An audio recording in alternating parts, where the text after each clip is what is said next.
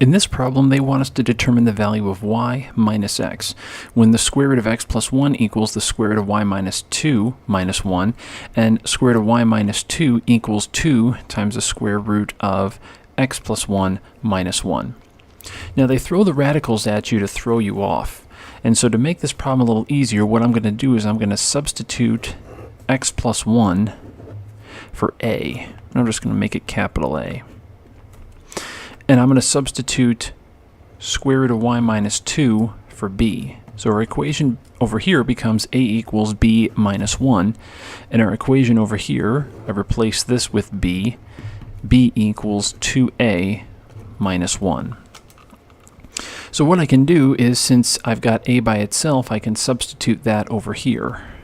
So when I substitute that, I get b equal to 2 times, and instead of a, I put b minus 1, distribute in the 2. So b equals 2b minus 2 minus 1. So I can combine these two to get negative 3. Now I have to subtract 2b over to the other side. So negative b equals negative 3. So that means b equals positive 3. So now that I've got b equal to positive 3, what I can do is I can put back what I replaced it with, which was square root of y minus 2. So square root of y minus 2, that equals 3. So to get y by itself, we square both sides. So y minus 2 equals 9. And then we add 2 to both sides. So y equals 11. Now we're not done yet because we still have to figure out what x is. But we know that b equals 3. So I can substitute that up here and say a equals b, which I know to have a value of 3, minus 1. So a equals 2.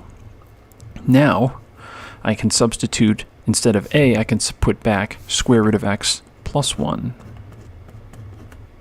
So that equals 2. So now when we square both sides, we get x plus 1 equal to 4. And now what we have to do is we have to subtract 1 from both sides. So x equals 3.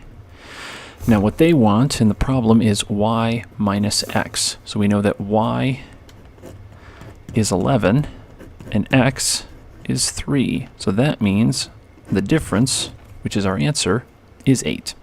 And we're done.